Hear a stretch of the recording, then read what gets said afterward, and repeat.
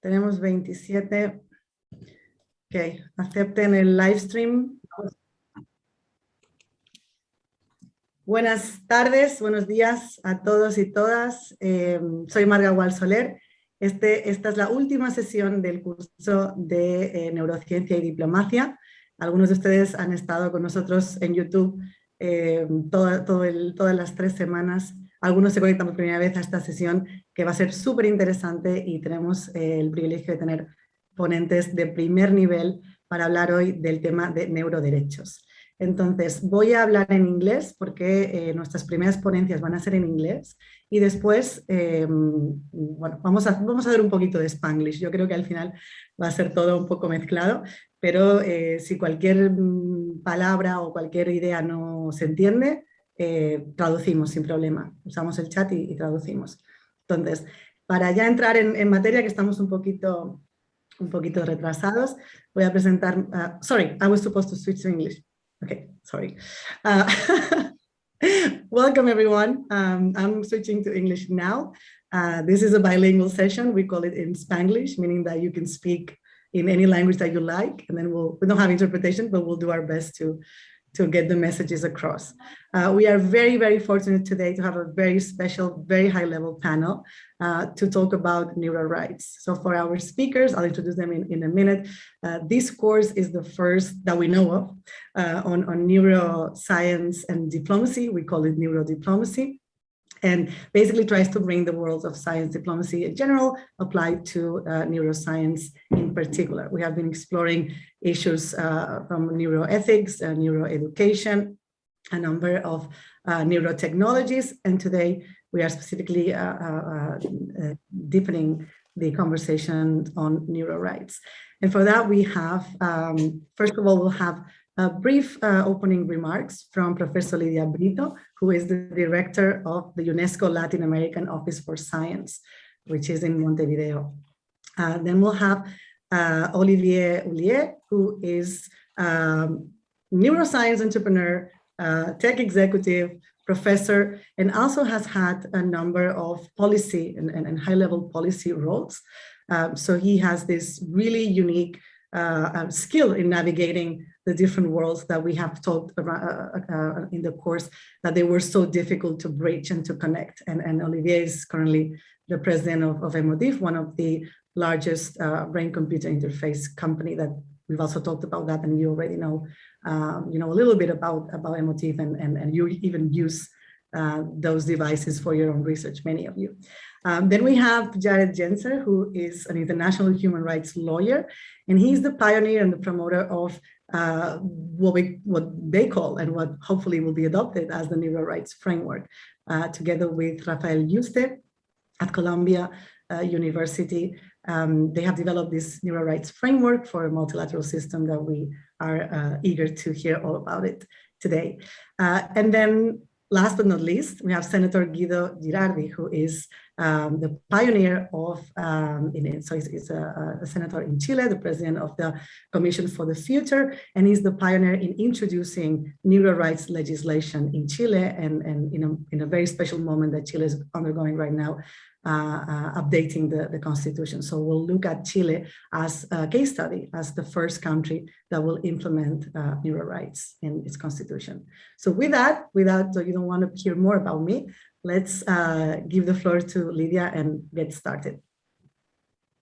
Muchas gracias, Marga y Marita. Felicitaciones por esta formación, por este curso tan interesante, ¿no? De hablar de neurociencias y la diplomacia científica. Es un honor estar con ustedes hoy, por Guillermo Anjo, que también está en el curso de mi equipo, y Ximena. Sé que tem sido muy interesante todo que se está debatiendo, y la verdad es que también muy impresionada con este panel de hoy. Voy a aprender mucho también, así que me siento muy, muy honrada, ¿no?, por estar con ustedes acá en este momento. Y bien, y hablo español porque finalmente estamos en esta región, y es nuestra lengua, así que pido disculpas a las personas, a los speakers que no hablan tan bien español, pero espero que entiendan mi portuñol, de Mozambique. Quizás para iniciar esta discusión, tomar dos movimientos a donde también estoy involucrada, bastante involucrada, uno de mi propia organización, de la UNESCO, y otro de una coalición que se llama Geneva Science Diplomacy Anticipator, que también está preocupado con todos esos temas. En la perspectiva de la UNESCO y un poco reconociendo que no lo hicimos quizás de manera anticipada con otras nuevas tecnologías que tienen mucho impacto en la vida de la gente, en nuestro cotidiano, no lo hicimos anticipadamente con la Internet. Hoy sí la UNESCO tiene indicadores que mide y que ayuda a los Estados miembros a garantizar que la Internet es abierta para todos, es inclusiva, incluyendo con multilingüismo, que usa plataformas abiertas para que también haya una oportunidad de poder, de alguna manera, coproducir, digamos, esta tecnología y contenido para que llegue a todos y reflecta, también pueda reflectir toda nuestra diversidad, que la gobernanza de la Internet tenga realmente varios actores sociales y no solamente las compañías o no solamente el gobierno, pero de alguna manera no tuvimos una anticipación quizás del gran impacto que esta tecnología tiene hoy cada vez más en nuestras vidas. Así que hoy trabajamos muy fuerte y en noviembre de este año en nuestra conferencia general vamos a tener una recomendación sobre inteligencia artificial, que es otra tecnología que penetra permanentemente en nuestro cotidiano y muchas veces no sabemos cuál es ese impacto, ¿no? Entonces, para allá de esta recomendación que pega en los principios éticos de la inteligencia artificial, para que los Estados miembros, las compañías que desarrollan esta tecnología, puedan respetar, ¿no?, los principios de la ética y de la bioética y de los derechos humanos cuando trabajan en el campo de inteligencia artificial. En ese sentido, nuestra oficina creó un espacio de inteligencia artificial para la región, a donde tenemos bastante información, a donde hay debates, a donde hay información de cómo entender mejor estas tecnologías y su impacto en nuestro cotidiano. Además, con el BID, con FAIRLAC, vamos a establecer ahora en octubre un observatorio para la región latinoamericana y caribeña, buscando entender a dónde está la capacidad de desarrollar inteligencia artificial en la región, cómo está siendo utilizada, pero también monitorando el impacto de la inteligencia artificial en términos de ética, bioética, de derechos humanos. Así que estamos hablando, por ejemplo, inteligencia artificial y género. Hicimos ahora una publicación sobre eso y vemos de nuevo los sesgos de género que existen en la inteligencia artificial. Hablamos también de poblaciones que no tienen acceso a las nuevas tecnologías y que se quedan excluidas, ¿no? Y no tienen los mismos beneficios que la inteligencia artificial puede traer porque no tiene acceso a ella. Y mucha de esa tecnología también no es producida en nuestra región, viene de fuera, entonces con implicaciones culturales, de exclusión, de crear alguna disconsonancia allá. Entonces vamos a lanzar también al final de este año un MOOC, que es una formación masiva, abierta, de alfabetización a la sociedad de qué es inteligencia artificial y cómo la penetra en nuestras vidas, a dónde la encontramos en nuestro cotidiano, para que la ciudadanía pueda efectivamente estar alfabetizado y poder usar esas tecnologías sabiendo que elas son. Y también vamos a desarrollar una serie de formaciones para aumentar la capacidad de la región en estas tecnologías. Así que estamos trabajando bastante en esta área de inteligencia artificial y los principios éticos y cómo garantizar que nuestra región la conoce, entiende sus riesgos, pero también sus oportunidades y es un parcero activo, digamos, en el uso correcto de estas nuevas tecnologías que tienen sus ventajas, pero que tienen también sus riesgos. también estoy trabajando y muy feliz, es una área nueva para mí, con GESDA, porque estoy como el co-chair de Diplomacia Científica en el grupo que está hoy discutiendo el impacto y los derechos, en particular relacionado con los derechos, de neurociencias, de desarrollos de neurociencias y neurotecnología. Cuando iniciamos el proceso de GESDA, se seleccionaron las áreas de ciencia y de tecnología que más impacto tendrían en los próximos 10, 15 años en la humanidad. Y las neurociencias y neurotecnologías, pues, supuestamente, fueron consideradas una de las tecnologías que tenemos que trabajar. Y las tenemos que trabajar en esa perspectiva anticipatoria de garantir, por la naturaleza de la tecnología y del conocimiento científico en esta área, que tenemos que entender el cuadro legal que tenemos, tanto en ética como en derechos humanos, que pueda de manera anticipada proteger, digamos, la humanidad de los riesgos que pueden venir de esta tecnología si no hay esa atención a derechos y esa atención a principios éticos. Entonces, lo que buscamos en este grupo, y va a haber un momento que vamos a tener consultas, espero que ustedes participen también, estamos viendo ahora cómo esas tecnologías pueden cambiar la noción de humano.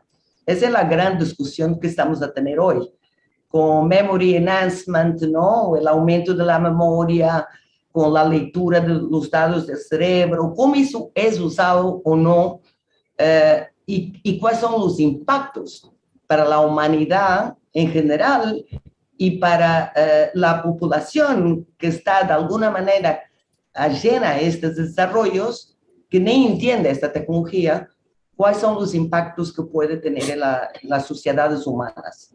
Entonces, esa es la primera reflexión que estamos haciendo en el grupo, y por eso estamos haciendo estudios y mapeos de ver a dónde estamos en neurociencias y neurotecnología, para identificar cuáles son los caminos y de dónde los riesgos pueden estar presentes si no se actúa de manera, digamos, clara y informada.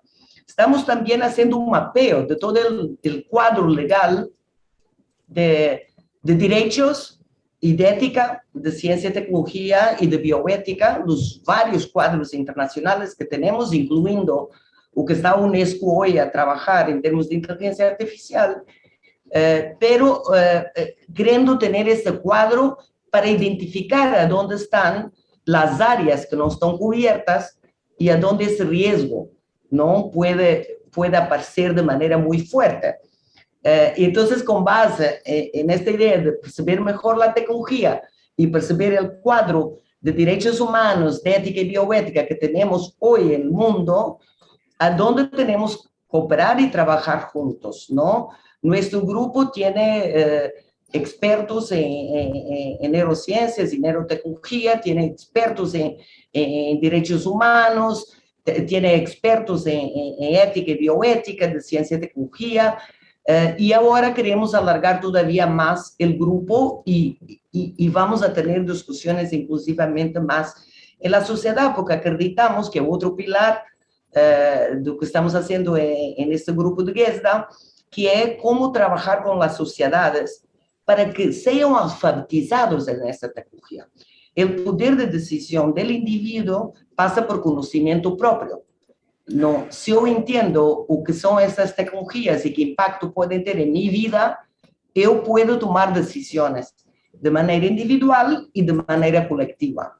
Si yo no conozco la tecnología, ela me es imposta y la rechazo de manera, digamos, no informada, y ahí no hay las oportunidades que la tecnología puede traer para algunas enfermedades mentales, por ejemplo, conectadas con el cerebro, pero también la puedo aceptar sin una posición crítica.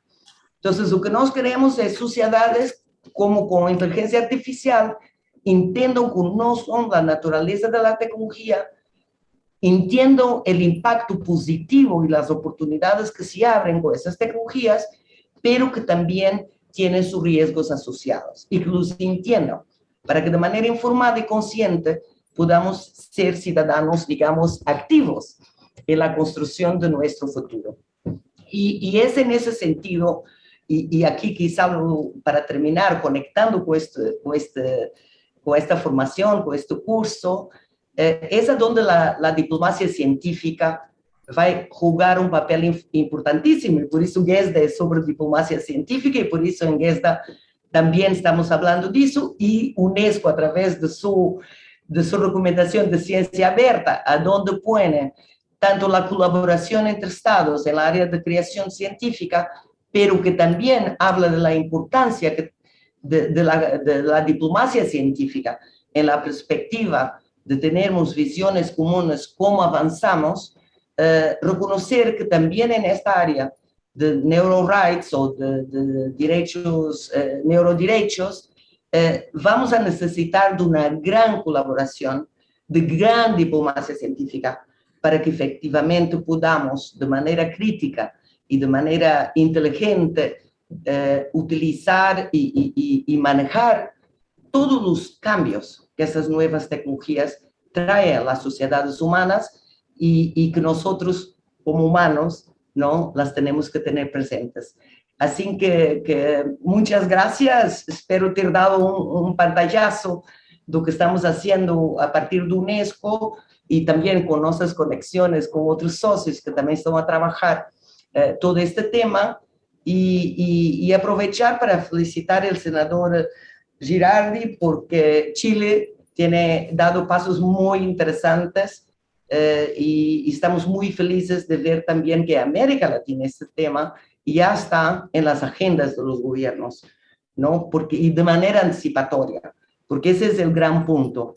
Tiene que ser de manera anticipatoria porque las tecnologías cuando ya están y es muy difícil después trabajar. Lo vemos con Internet, que no fomos tan anticipatorios y hoy tenemos grandes problemas de exclusión y discriminación en la Internet. UNESCO ahora tiene indicadores para de alguna manera ayudar a los estados a disminuir esa discriminación y esa exclusión, pero ya estamos actuando cuando la tecnología ya convive con nosotros, ¿no? Entonces queremos hacerlo ahora con estas otras tecnologías tan importantes y tan impactantes en las sociedades humanas.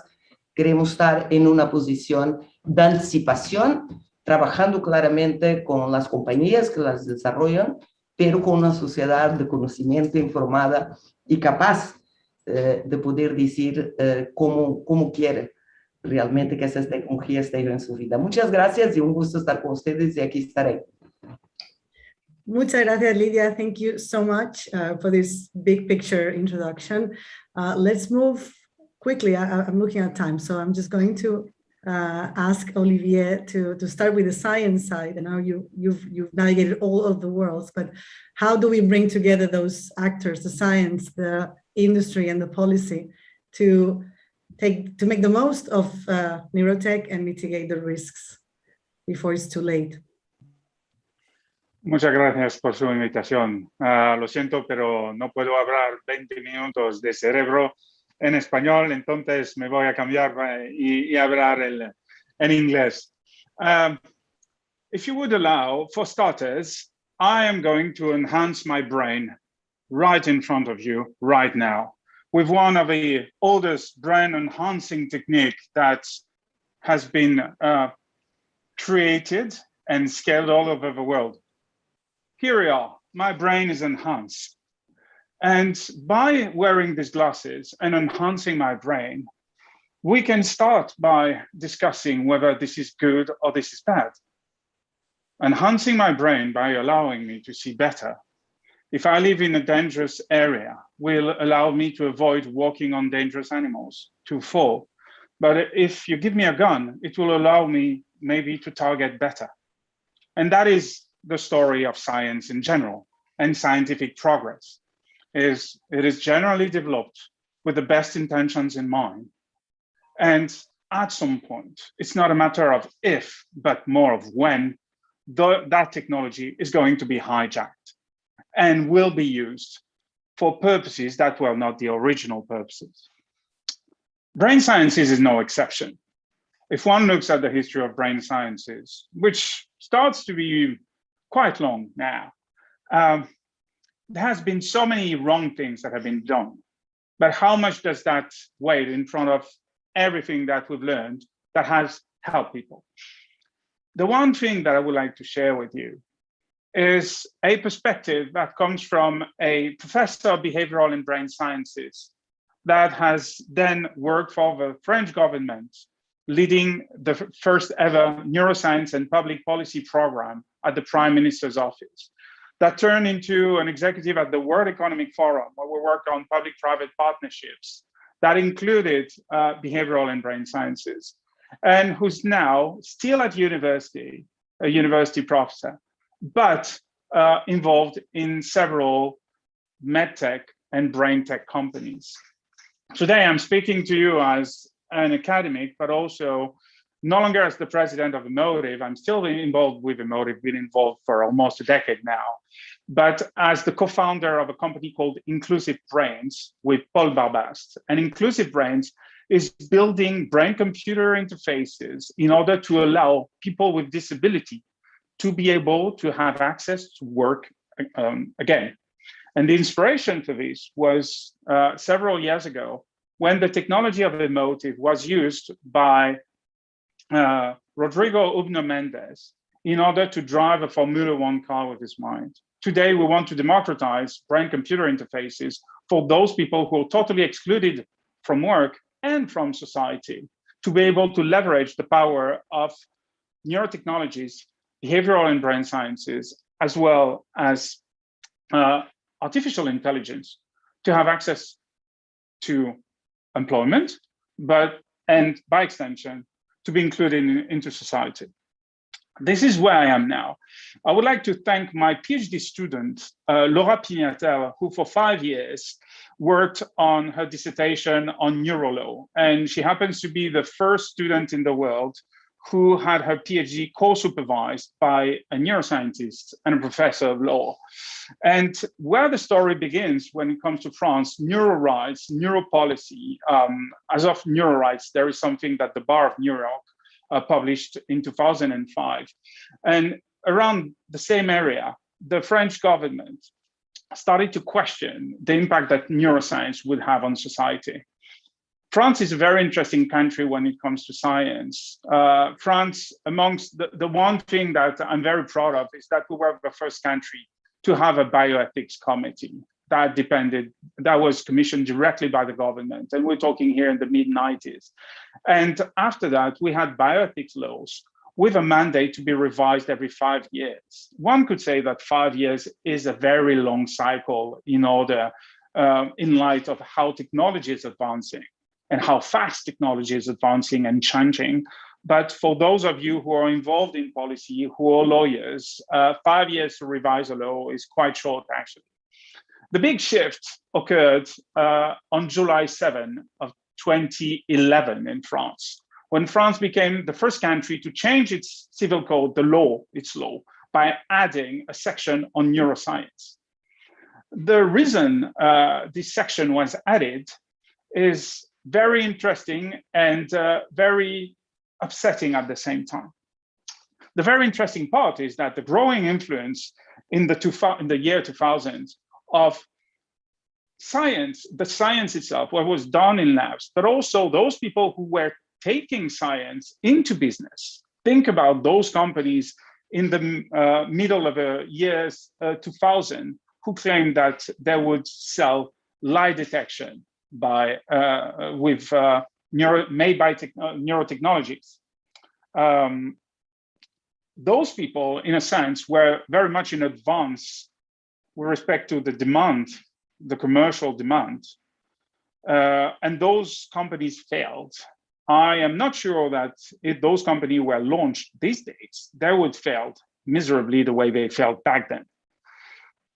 Technology and the transfer of technology and science from academia to the market is always a matter of timing. Sometimes it's a matter of societal demand. So where are we now?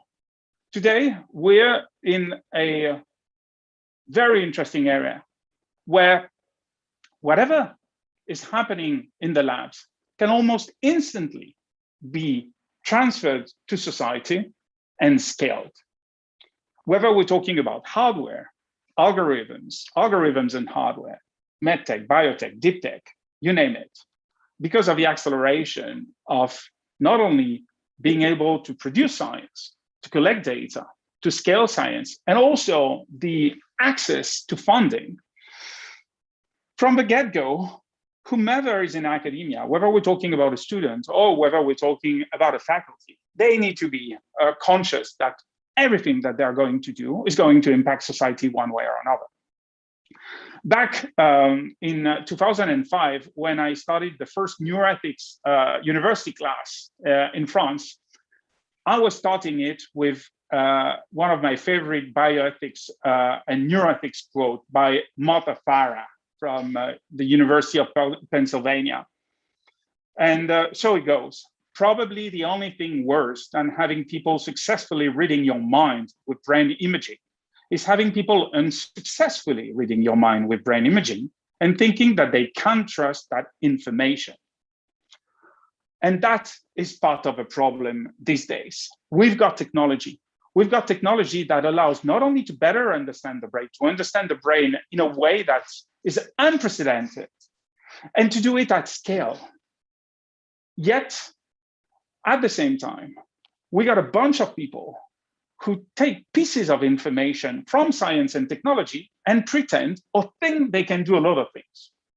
My government made such mistake a few years back when data from mice and rats was used in order to lead some work and draft a policy about aggressive behavior in kids. Of course, this did not go through, but there were scientists and policymakers that, basing their ideas on some work that was done on rats, were extrapolating that work to human behavior, to the complexity of human behavior. Don't get me wrong. A lot of I'm sure there are people in your families who are still alive because biotechnologies and sometimes neurotechnologies have been tested on mice and rats. However, making the jump, the direct connection between what is happening with animals to humans is a mistake. Basing whatever is going to happen in the law, but I'm not the lawyer. Jared will speak way better about this after me. But in my opinion, we cannot create a law based on assumptions. So far, my understanding of the law is that it has to be based on facts. We're not here in a Philip K. Dick novel where there are precogs that think and that can predict what is going to happen. Prediction is part of a game, part of a human game. Understanding how people function, what they think, decrypting their thoughts is part of a game. Do you remember that area when we would meet physically and we would cross each other in hallways in our offices, universities, parks? One of the first things you do is you look at another person's face and you're trying to guess, to mind guess what is her state of mind, whether she's happy, whether she's upset. And we do this in meetings, we do this in social interactions. We've always been doing this. The point is, we're not doing mind reading, we're doing mind guessing. And at the stage where science is today, we're still doing mind guessing when we're trying to translate what is scientific information into a prediction of what people are going to do. Are we better able to predict consumer behavior these days? Absolutely, thanks to neuroscience. Are we able to control things with our minds? Not really. We're able to control connected objects that are transforming patterns of brain activity into comments that are sent to objects. And words matter. And words not only matter in science or in the law, they do matter, maybe even more because they impact so many people when we're talking in the media or to people. Mind reading does not exist because for mind reading to exist, we scientists should first have an agreement on what the mind is. Second, data itself, the collection of data. I've been working with Modi for almost a decade, and the one thing that this company has achieved better than anyone else is to collect brain data at scale. We're talking about tens of thousands of people who have brain headsets in 120 countries, and that have allowed the company to collect the most diverse and the largest database of brain data.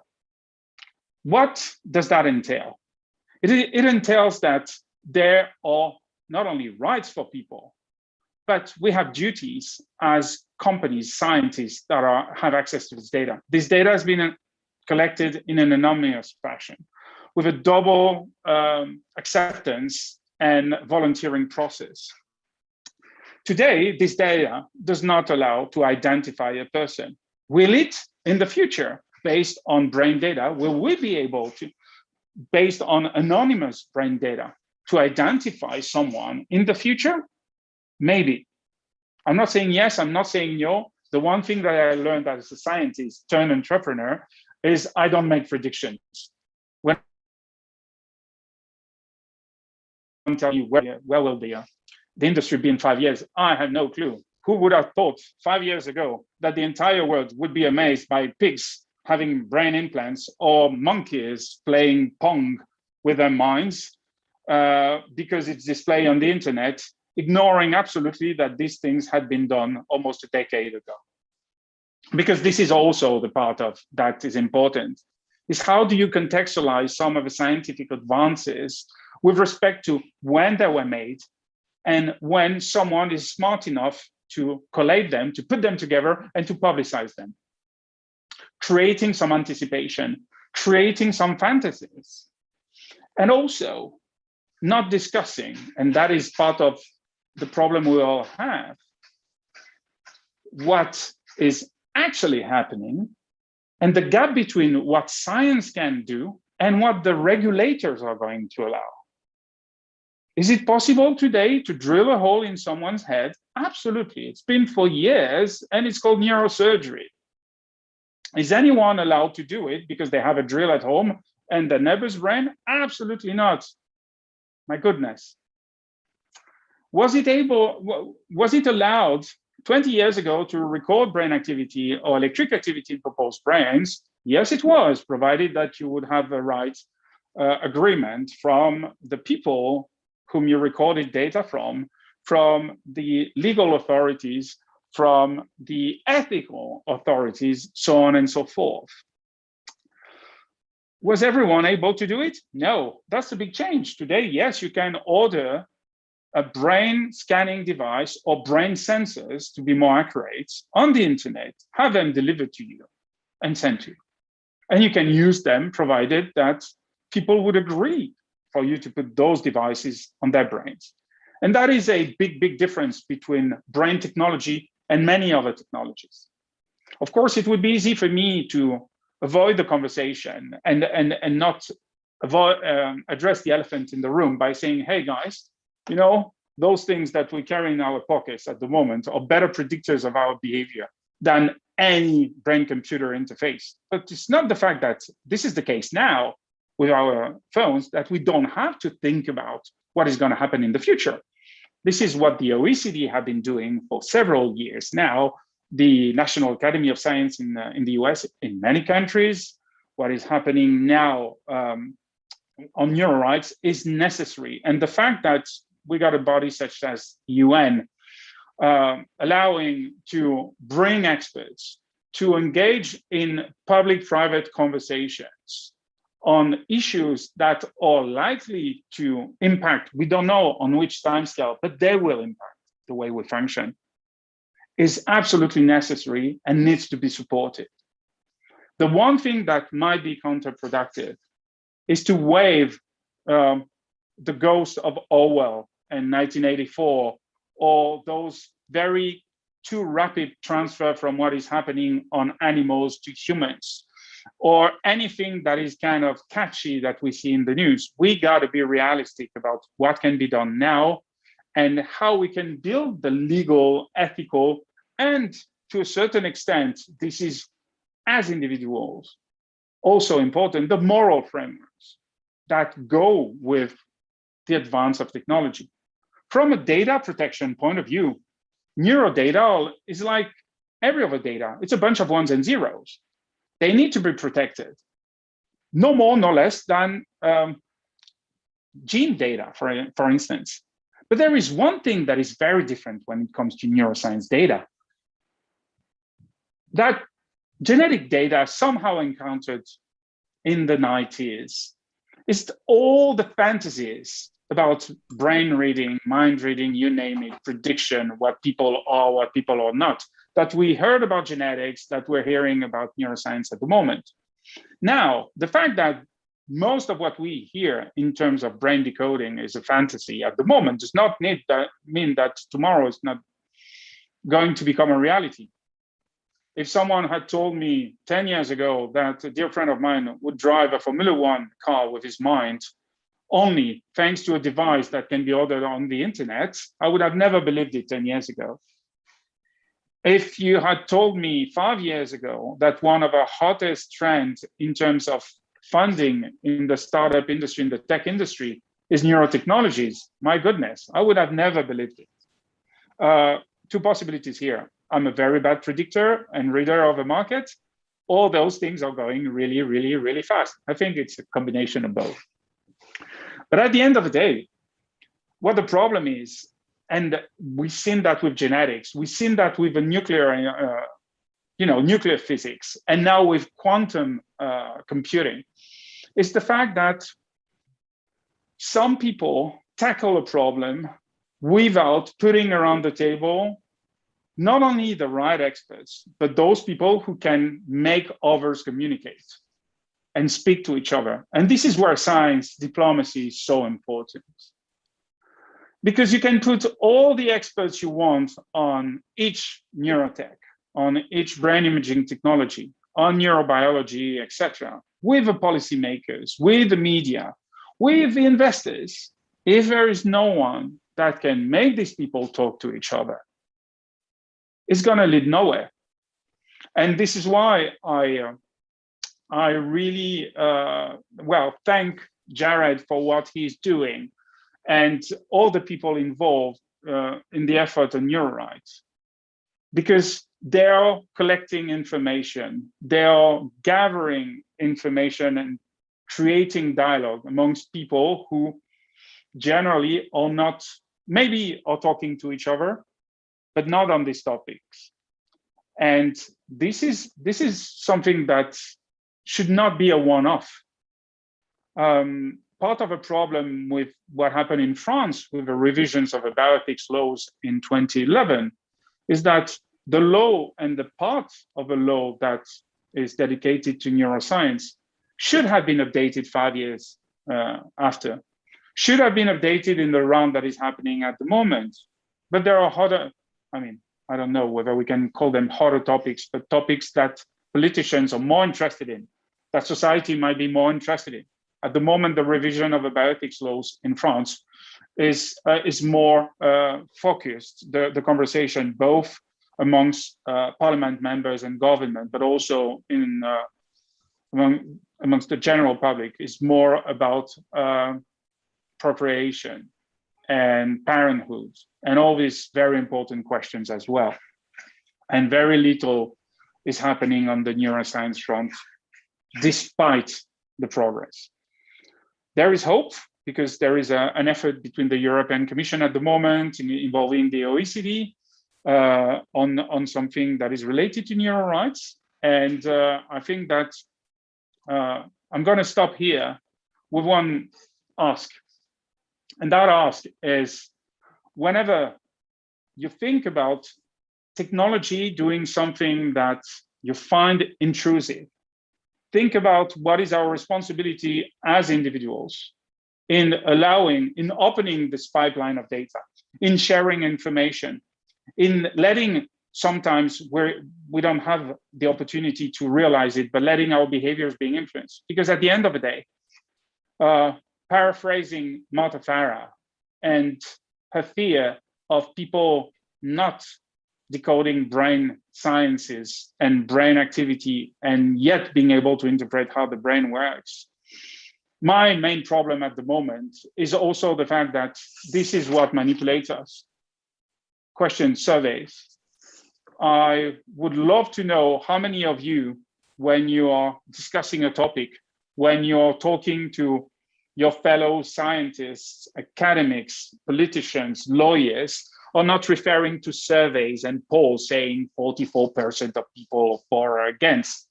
This methodology is absolutely unscientific. It's been proven since the 1970s to be unreliable. And this technology that I'm talking about is answering questions, asking questions, surveys. Yet, this is what is driving policy these days.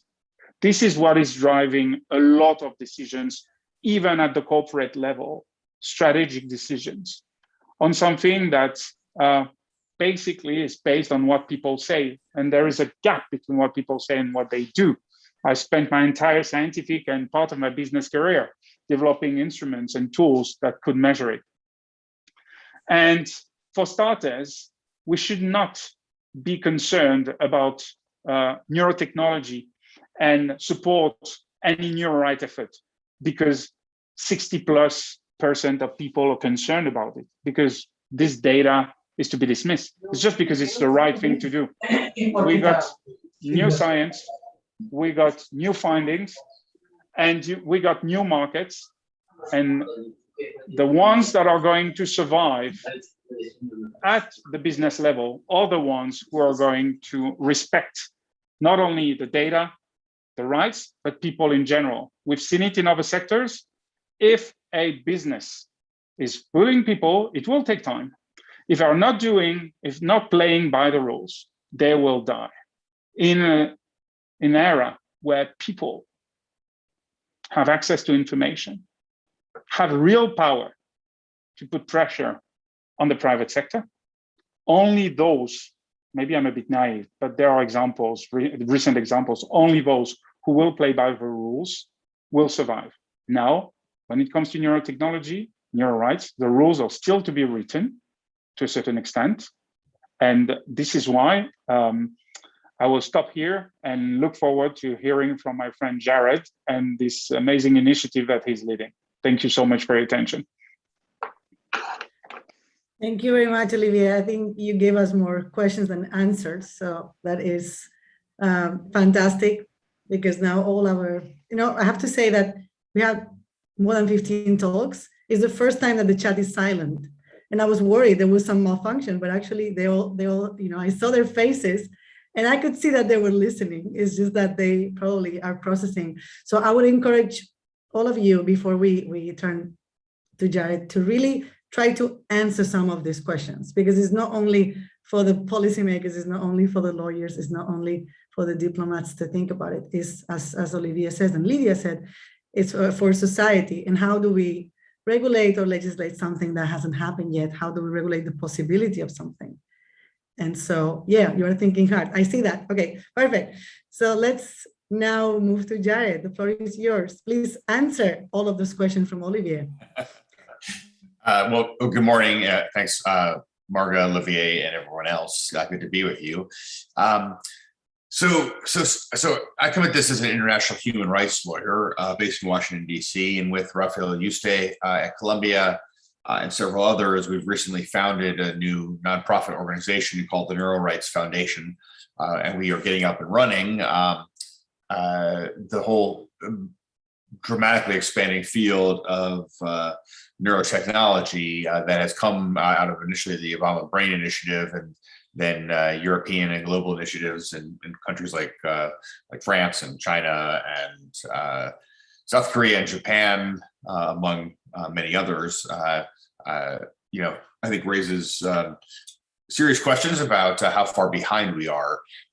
And this is, I think, the thing that most struck me as an international human rights lawyer when being educated by people like Olivier and Rafael Yuste and many others about emerging field of neurotechnology that, literally we're talking $40–50 billion have been invested in the last dozen years alone by governments in the private sector in developing neurotechnology around the world.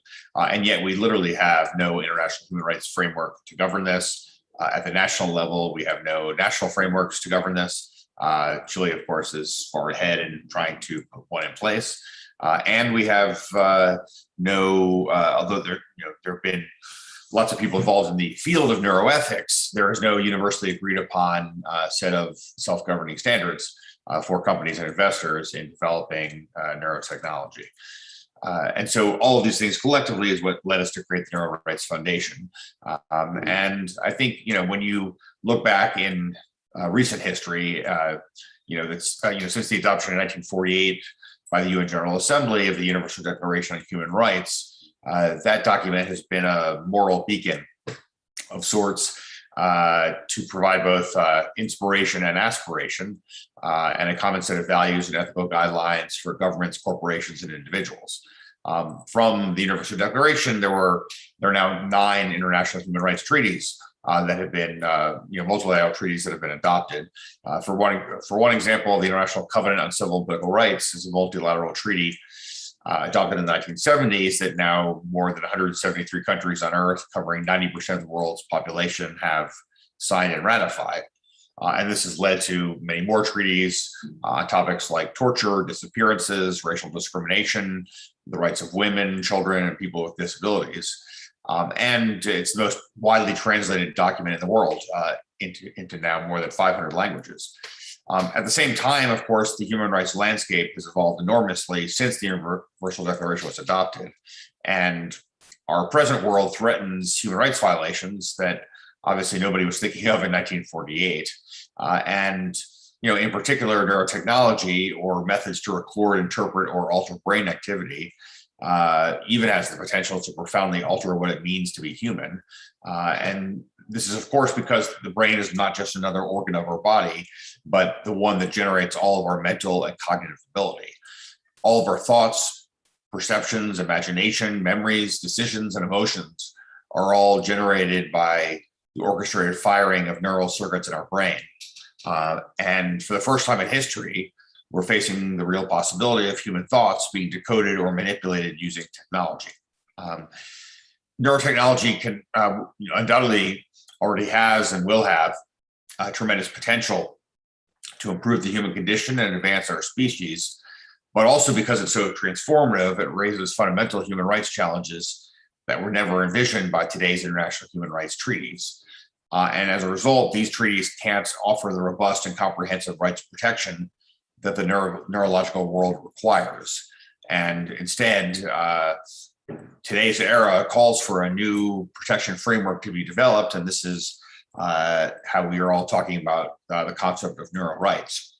As a starting point for understanding what neuro rights might mean, there are 5 proposed neuro rights that we have collectively developed, and that includes the right to agency, or the ability to control one's physical and mental integrity, the right to identity, and who, of course, you are, the right to mental privacy, or the ability to keep thoughts protected against disclosure, the right to fair access to mental augmentation, or the ability to ensure that the benefits of improvements to sensory and mental capacity is distributed justly in the population, and the right to protection from algorithmic bias to ensure that technologies don't insert prejudices. These ethical areas build upon and expand existing international human rights for the protection of human dignity, liberty, and security of a person, non-discrimination, equal protection, and privacy. However, these are very general terms, often subject to interpretation, and the ramifications of neurotechnology requires enormous specificity. Furthermore, a comprehensive rights framework does not exist to address the wider scope and range of possible neuro rights violations. Let me give you an example of some of the challenges that we are facing in the not too distant future. Imagine a world in which there's BCI technology, a brain-computer interface where one's thoughts can be read. To be clear, we're not far from that reality. Facebook, we understand, has developed a prototype of a brain-computer interface that could be used for word processing, transcribing your thoughts at some 100 words a minute into a word processing program. And when one thinks about how you think on a daily basis, if, for example, you're going to sleep at night and you are thinking to yourself, maybe you feel a little anxious about work, and you're thinking to yourself of what do you need to do, you're thinking of a checklist of like, I have to email this person, I have to do this meeting, right? But you're often thinking in words, not just images.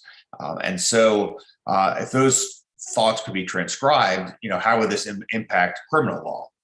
Under international law, criminal defendants have a right to the presumption of innocence and a right against self-incrimination. But what if we can know that a person is guilty simply by reading their thoughts while they're being cross-examined in an interrogation? And what impact will this have on people and on how governments examine issues relating to criminal culpability?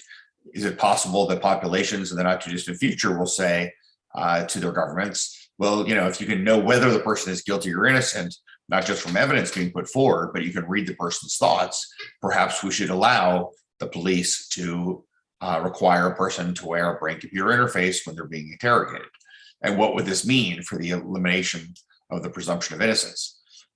In addition, if you look at international law, for example, under Article 17 of the International Covenant on Civil and Political Rights, there's a provision that says no one shall be subjected to arbitrary or unlawful interference with his privacy, family, home, or correspondence. But if you look at the way that is phrased, the two adjectives that are applied to these rights are arbitrary or unlawful interference with these kinds of with privacy, family, home, or correspondence. But what if you're passively monitoring a person's thoughts and you're not interfering with their thoughts? Is it possible that this would not be under that treaty an interference with the right to privacy? Again, these are matters that are subject to interpretation.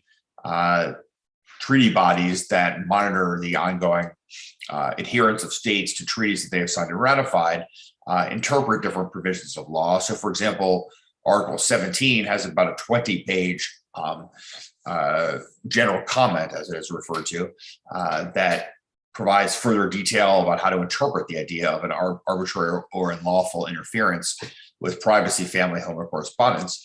But that general comment was clearly not designed for the neurotechnological age that we are in and entering rapidly. And so it is possible that this provision could be reinterpreted, but undoubtedly there are also other areas where new rights need to be developed. I would also note that there are very important questions that need to be asked about how neurotechnology companies are operating today. And this is, again, something that is not in the future, but we're talking about the current reality that we are all living in. And so let me just give a couple of examples of that.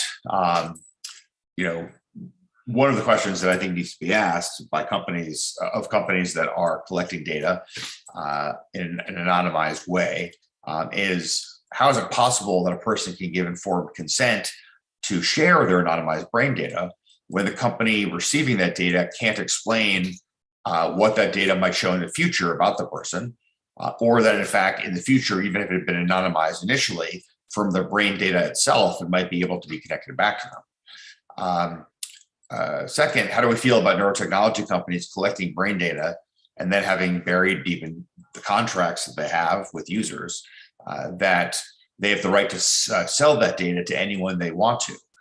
So for example, would you be comfortable if your brain data was being sold to the government of China, for example? And lastly, I would say, how do you feel about neurotechnology companies also buried deep in contracts, and most of them have these provisions in them. Most of these companies have privacy, so-called privacy agreements that have these kinds of provisions buried deep in them. Contracts that commit users to irrevocably transferring their brain data when using a BCI, with no right to request its deletion. To me, both as a matter of neuroethics and neuro rights, a person should be able to, at any time, revoke their permission for a company to use their brain data and demand its immediate deletion. In the same way that a person can, under most privacy laws in the world, when it comes to medical privacy of information related to their health conditions, at any time they can request a copy of their medical records, and they can demand that any doctor or medical clinic delete all of their data permanently and irretrievably.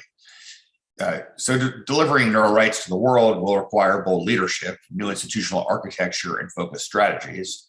And due to the caliber of the problem and the fact that it affects the entire world, it seems to me that the United Nations is an important institution to promote and protect human rights, and therefore a logical forum in which to properly address it when you're talking about working at a global level.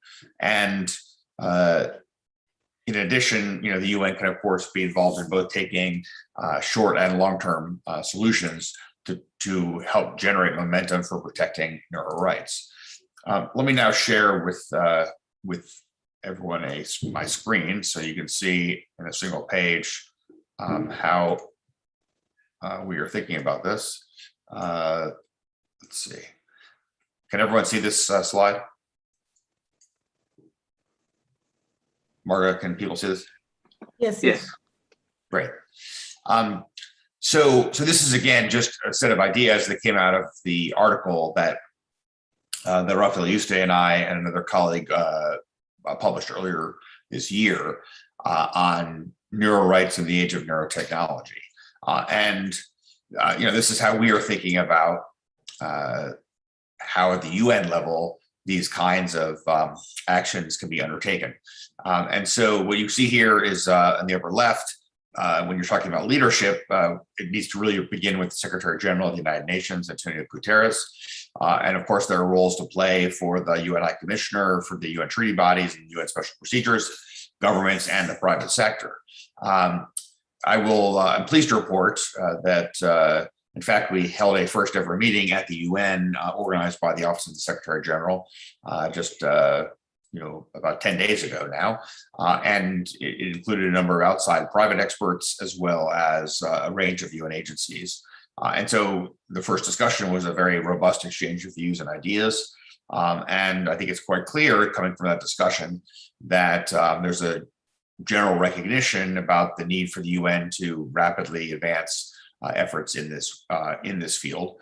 And one of the most important things that needs to be done first is really to develop a gap analysis between the current substance of international human rights treaties and the provisions that they offer for rights protection and the range of potential human rights issues that is raised by the idea of neurotechnology and where neurotechnology is going, to ascertain, where are, under the 9 core treaties, what rights are currently protected today that could be implicated by neurotechnology, what rights could be broadened in terms of interpretation to cover other gaps created by neurotechnology, and where do we specifically need new rights where existing international human rights protections don't currently provide that protection.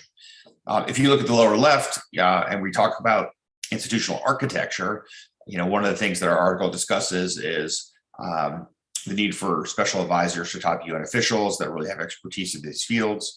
And that will be very, very important.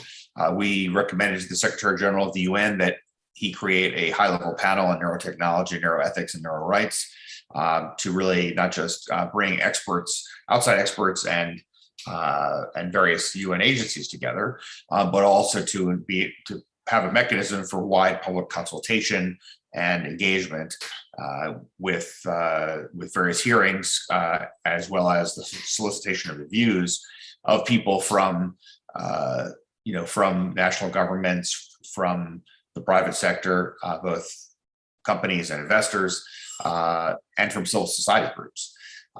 In the long run, it's quite possible we're going to need both a UN specialized agency that is going to cover this field, as well as a new treaty, depending on how the gap analysis goes with existing human rights and what gaps might remain. Both of those are not near-term possibilities, but again, depending on how this evolves, undoubtedly could be important for the future.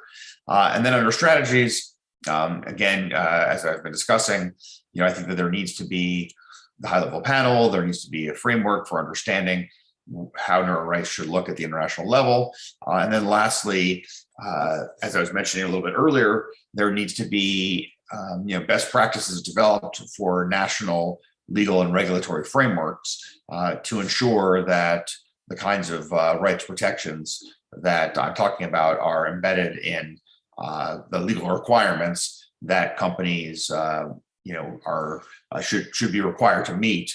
And this will be a balancing act. I mean, ultimately, we don't want to stifle innovation and make the advancement of neurotechnology as an economically productive field. But at the same time, we equally want to provide some guardrails to the potential use, misuse, or abuse of neurotechnology. And we're already seeing neurotechnology being used for more nefarious purposes. As an illustration, it's been publicly reported that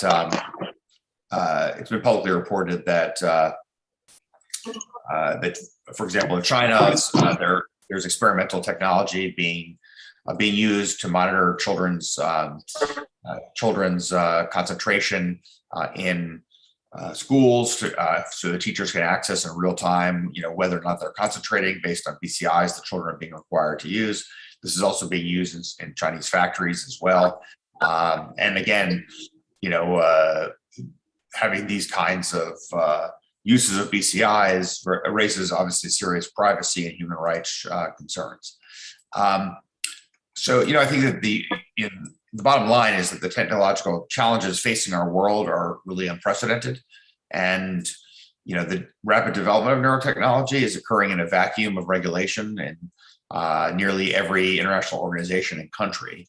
And although every sovereign state will need to create their own laws to address neurotechnology, as this technology affects the human mind, this issue squarely impinges on human rights. And this is why, as I said, the UN, in my view, needs to take the lead and forge a path for states to set new global standards to protect neuro rights. I think that although it's never been modified, the Universal Declaration of Human Rights proclaims that, quote, the quote, advent of a world in which human beings shall enjoy freedom of speech and belief and freedom from fear and want as the highest aspiration of the common people. And the advent of neurotechnology, with its transformative and yet potentially unsettling consequences, is upon us. And in my view, the law has to evolve to promote a world in which these advancements do not endanger the rights that the international community has long fought to protect. As I noted as well, the many human rights instruments and treaty bodies, although many of them already exist, they never envisioned this new world that we are living in. And the international community cannot afford to not take action in the face of this profoundly transformative technology. And we need to act with a sense of urgency to bolster human rights protections through the incorporation of neuro rights into the human rights protection system. And while this will be challenging, it will also enable people around the world to harness neurotechnology's full potential. So let me leave it at that for now. And I'm sorry, Marga, I think I have raised a whole lot more questions than answers as well. So following in Olivier's distinguished presentations, It's really fantastic that we can see this early, initiative. We are so privileged for you to share it with us at this early stage. I think this community in Latin America, and especially UNESCO, which is, of course, one of the UN agencies that hopefully will become involved, they have a really important role, because when we think about previous examples of these types of initiatives, they come from the global north. And so Latin America, I think we're very proud that this conversation and this agenda is coming, and with Chile, of course, being one of the pioneers. So thank you for outlining this architecture. We will work a lot on the capacity building, right? Because everything really starts from the bottom. How do we educate our future lawyers, our future scientists, our future diplomats? And that can no longer be in silos as we what education that got us here will not get us to the next phase. So before we go to the case study and to see how this is implemented in real life in a concrete piece of legislation or actually constitution, I want to turn it back to Olivier because I think he has some answers for you or some reactions, and then we'll go to Senator Girardi. Not answers. Thank you so much, Jared. I concur. Two things that are important. The first neuro right that I would love is for the data to be used, the neuro data to be accurate. At the moment, one of the things that is scaled with no neuro data at all is assessment of mental health. Mental health is assessed globally with a bunch of questions. How would you feel if your cardiovascular problems were just assessed by questions like, hey, how, on a scale from 0 to 10, what is your estimate of your arteries being clogged?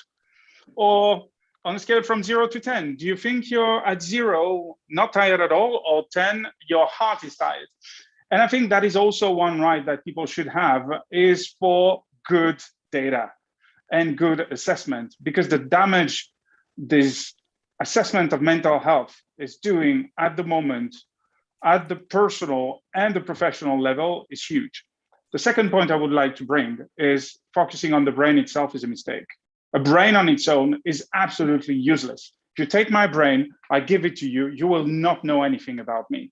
What is important is how my brain interacts with my body with the environments, physical, social, economics, my imagination, how the past and all these things interact. There is so much about my gut feeling that plays into how I make decisions. And just reducing the focus to neurodata would be just having an important piece, but not the full picture. This is overall a biometric issue because you need to be able to track, and this is what people using brain sciences never use brain sciences on their own. They look at where the eyes are looking, they look at how the body is moving, body temperature and all these things. And I think that is also one important thing, is to look at behavioral and brain rights and not just the neural parts that, again, put the brain on the table, nothing's going to happen. Wonderful. Thank you, Olivier, for the comments and the reaction. And let's go to Guido. Senator Girardi, welcome. And we can't wait to hear how this is now translating into legislation in Chile. So the floor is yours. Bueno, primero saludarlos, ¿cómo están? Nosotros, yo creo que aquí hay dos temas importantes. Uno, los contenidos, y luego cómo se hacen esos contenidos. Nosotros, en el año 2011, me tocó ser presidente del Senado en Chile, creamos una comisión permanente del Senado, como todas las demás, pero que tiene una característica, que los miembros no son solo los senadores y senadoras, sino también son miembros los presidentes de las universidades, los rectores de universidades y los miembros de la Academia de Ciencias. Y tienen derecho a voz y a voto. Y además pueden presentar proyectos de ley a través de nuestra comisión. Entonces es una comisión que ha tratado de hacerse cargo de uno de los desafíos más importantes que tiene la democracia hoy día, que es que el pensamiento que generan las políticas públicas en el mundo de lo que uno pudiera llamar el estado analógico, el estado del siglo XX, es un pensamiento lineal.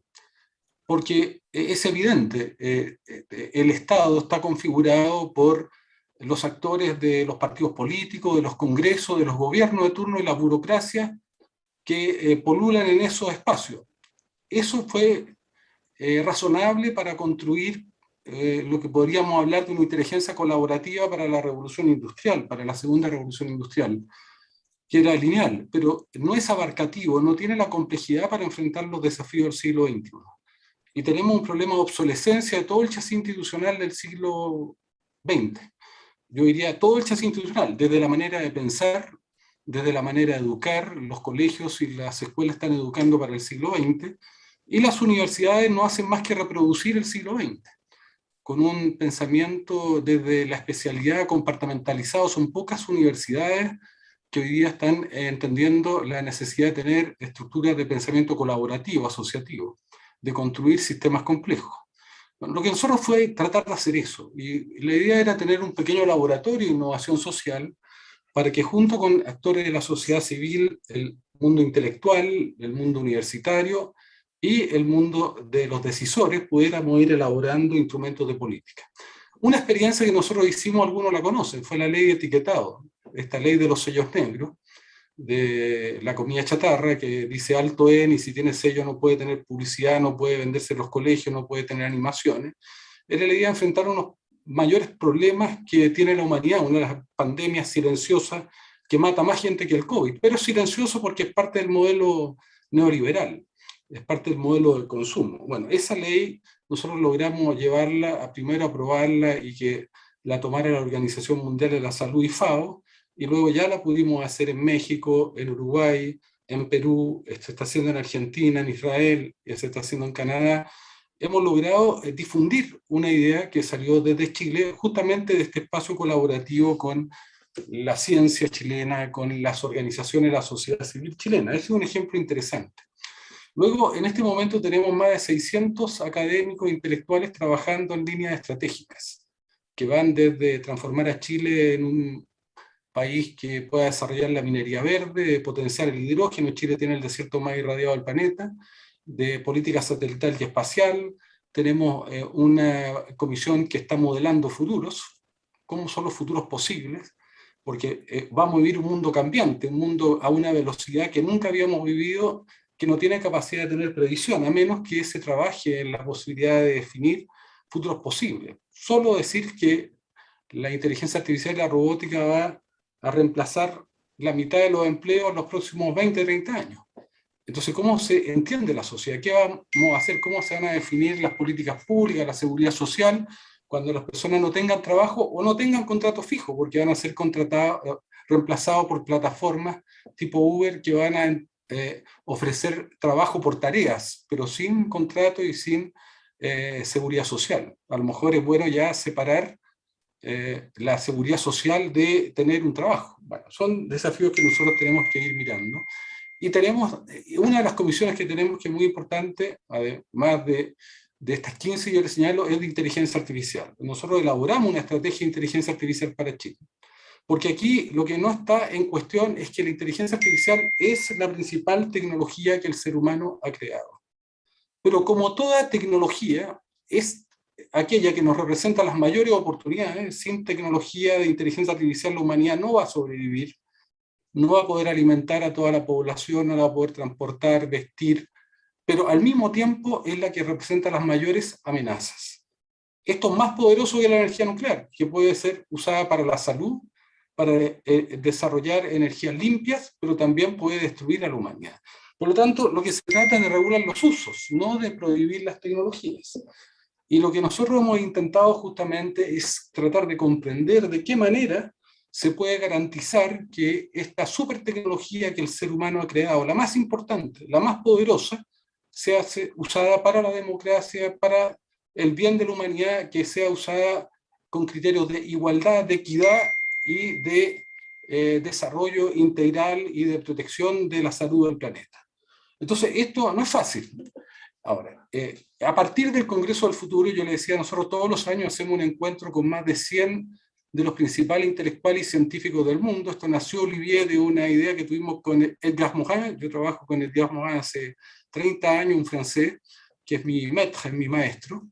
Lo hicimos muchas veces en pequeña escala en Francia, y a partir de esa inspiración construimos el Congreso del Futuro, que se hace en todas las regiones de Chile, que tiene 3 millones de seguidores. Y en esos encuentros participó Rafael Yuste en varias oportunidades, y Rafael finalmente fue el que nos motivó, nos motivamos juntos.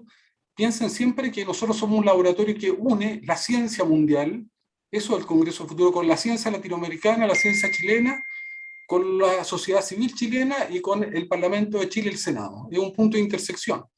Y tomamos la idea con Rafael Yuste, primero de crear un grupo que se llama The Morningside Group, que creó Rafael, de especialistas en neurociencia para establecer las bases científicas, y la idea luego de que era necesario introducirse en la revolución de uno de los aspectos fundamentales de la inteligencia artificial. Ahora, esto tiene un contexto.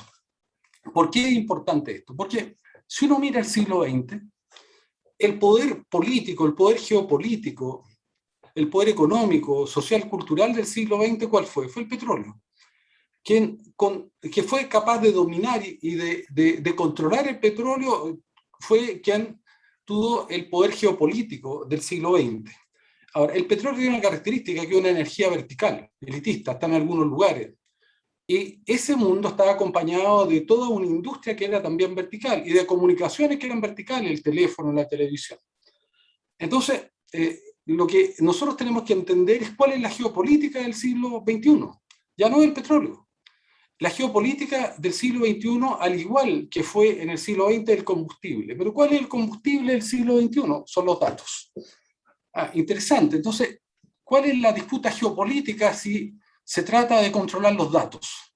Porque hoy día el gran desafío que tienen todos aquellos que están en la batalla geopolítica, y por eso que la disputa era entre Huawei y Google, ya empezó lo que uno podría llamar una nueva o una cuarta guerra mundial. Ya no es la guerra fría, no es la guerra caliente, es una guerra silenciosa, que es por el control de los datos. Pero ¿cuál es el campo de batalla de los datos?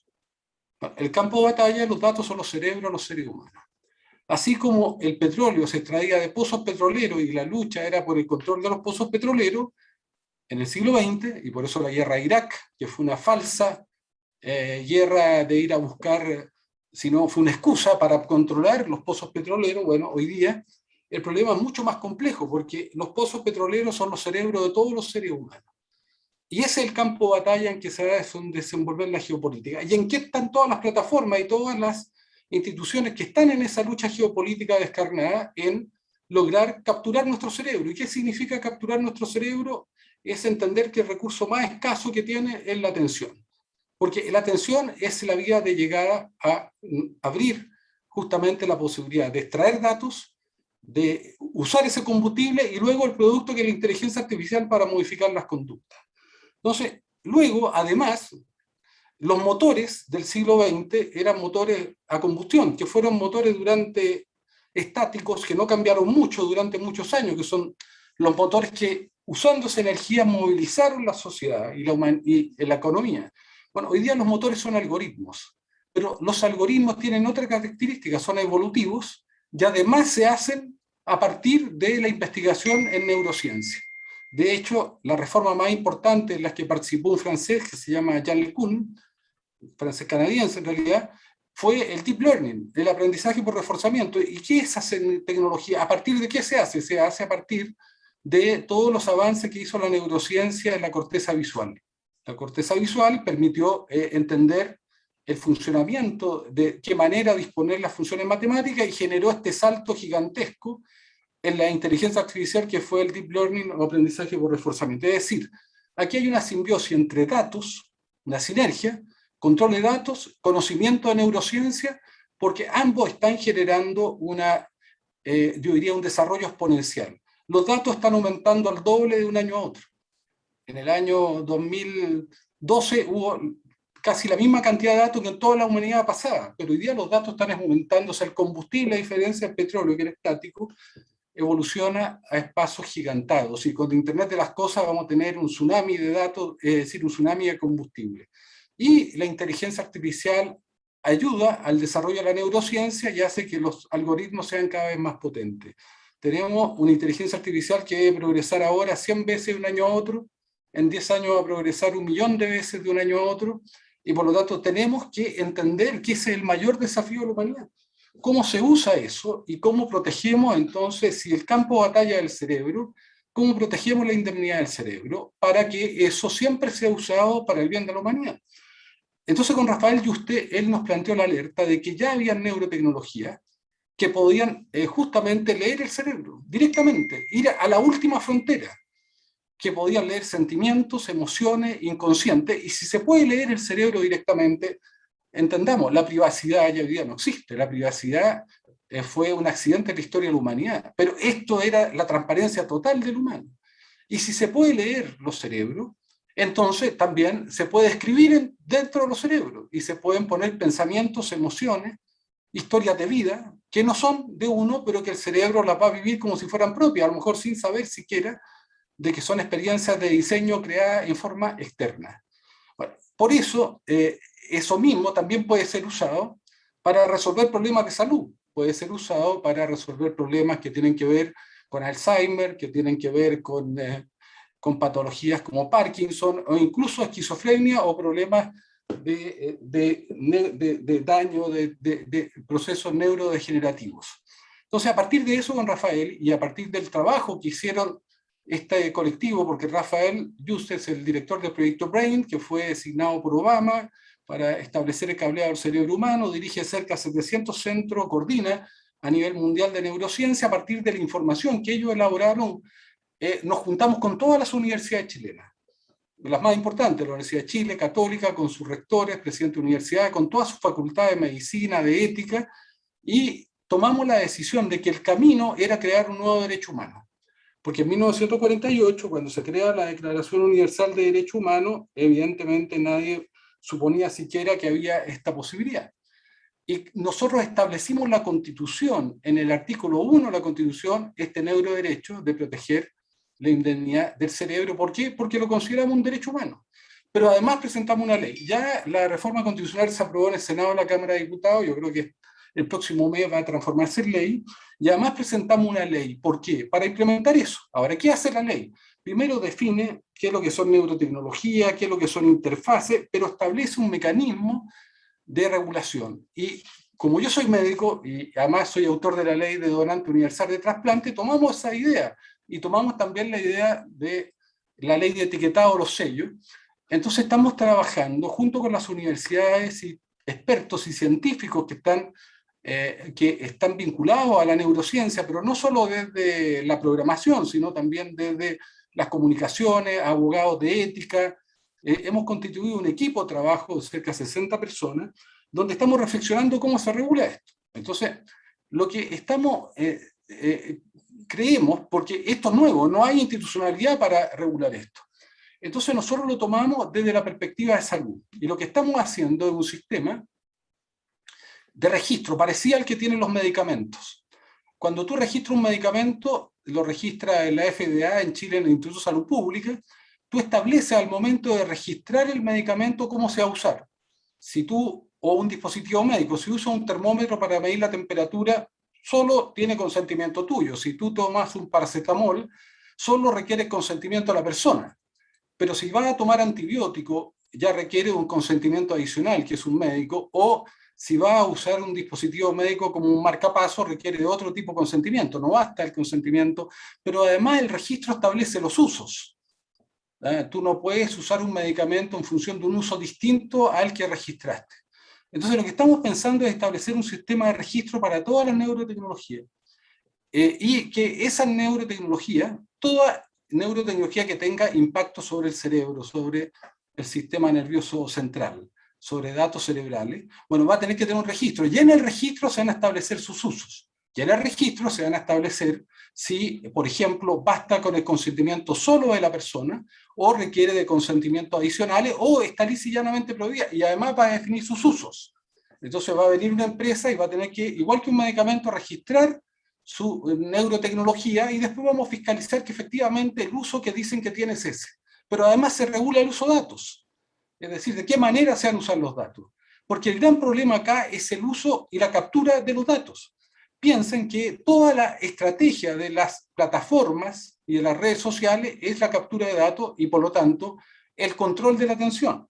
Entonces, bueno, esa es una de las formas que estamos pensando, y la idea nuestra es que los datos neuronales se hagan equivalente a un órgano, porque los datos neuronales son tu mente, que no se puede traficar con los órganos, tampoco se puede traficar con los datos neuronales. Bueno, estamos trabajando en eso, estamos en pleno proceso de reflexión, de construcción de un chasis, porque esto, y además queremos establecer un sello para las neurotecnologías. Pero al mismo tiempo nos estamos adentrando a otro campo. ¿Por qué es importante regular esto? Porque ya Neuralink, que está industrializando estas tecnologías, si se industrializan y no las regulamos, después es imposible. Neuralink, Elon Musk ya está desarrollando un dispositivo interfase cerebro-cerebro, cerebro-máquina, y por lo tanto estamos atrasados. Los sistemas democráticos van por detrás de la tecnología, son analfabetos, no tienen capacidad, a menos que lo hagan.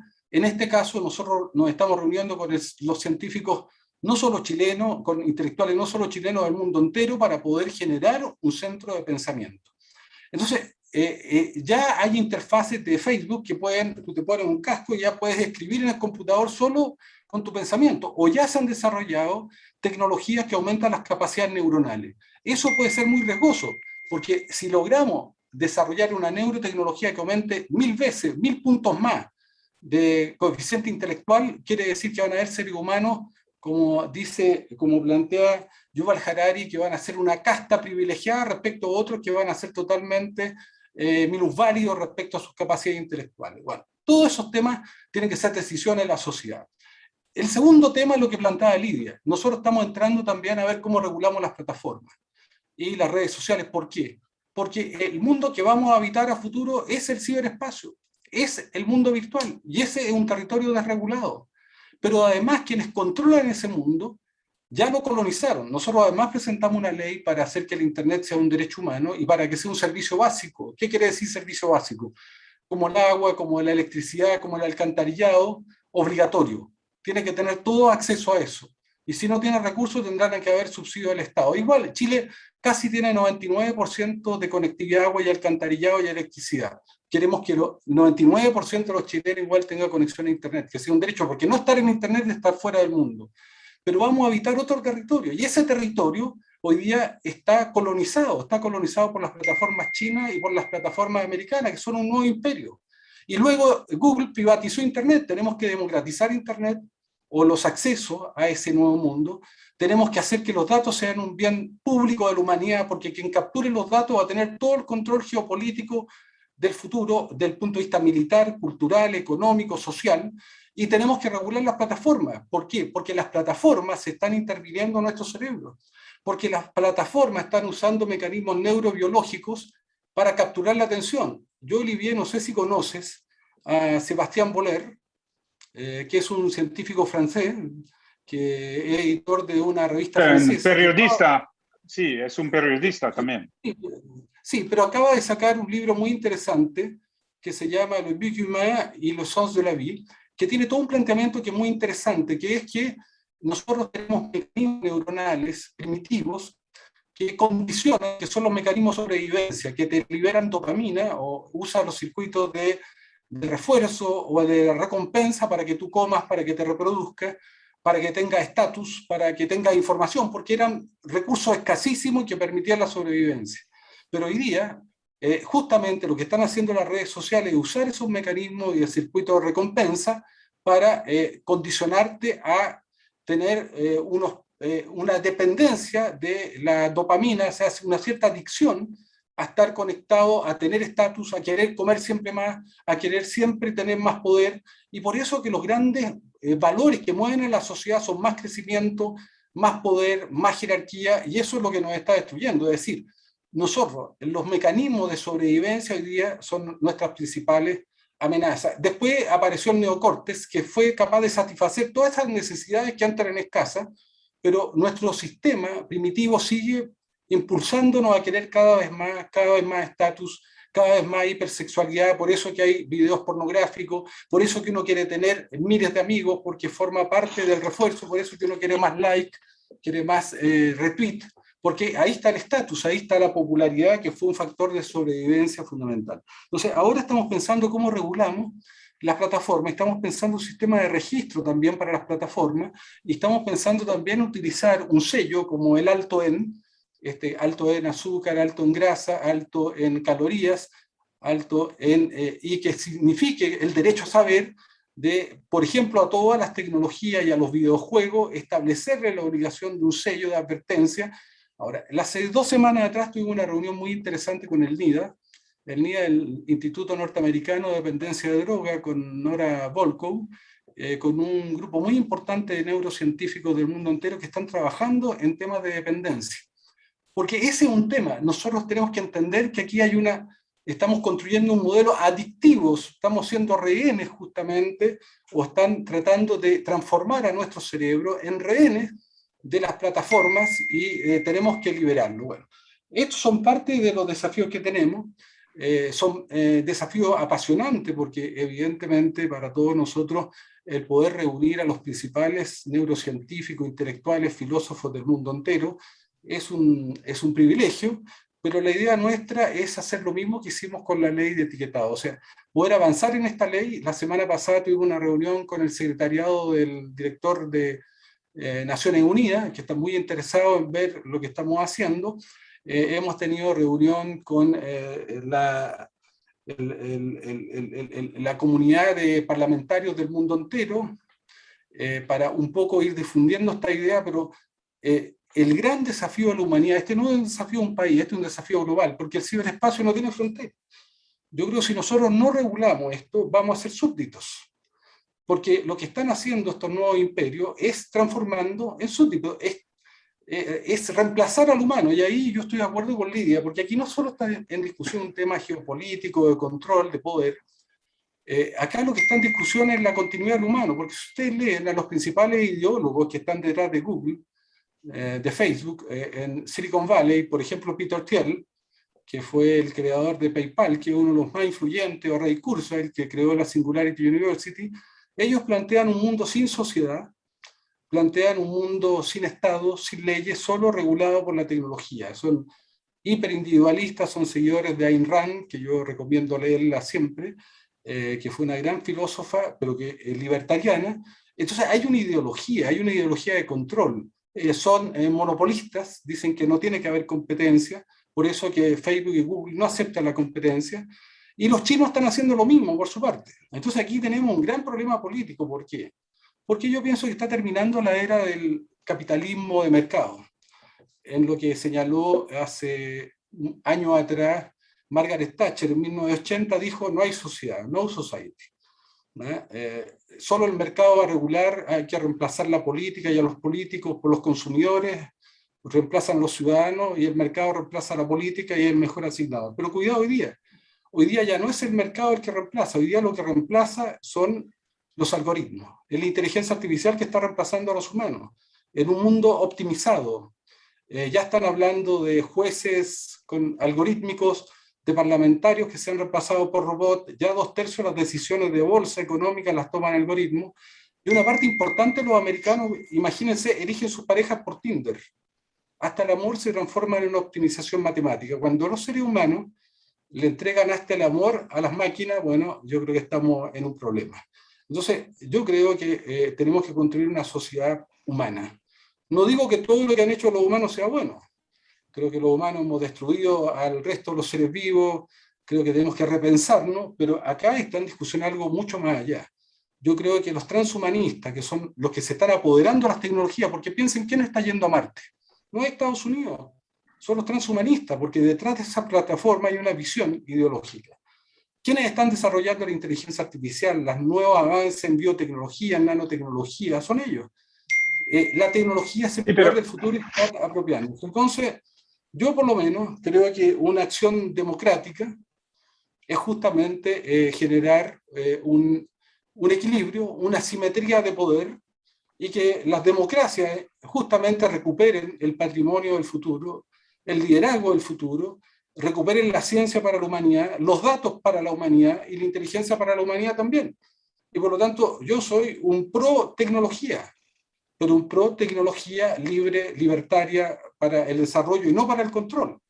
¿Ya? Y hoy día estamos todos controlados. Para eso y basta mirar Cambridge Analytica, pero ¿para qué? Está lleno de... Ahora, también estas neurotecnologías son fundamentales para la humanidad, pero el punto acá, yo insisto, tal vez yo pongo el aspecto negativo, porque es lo que tenemos que regular, pero lo tenemos que regular justamente porque es necesaria estas tecnologías para el futuro de la humanidad.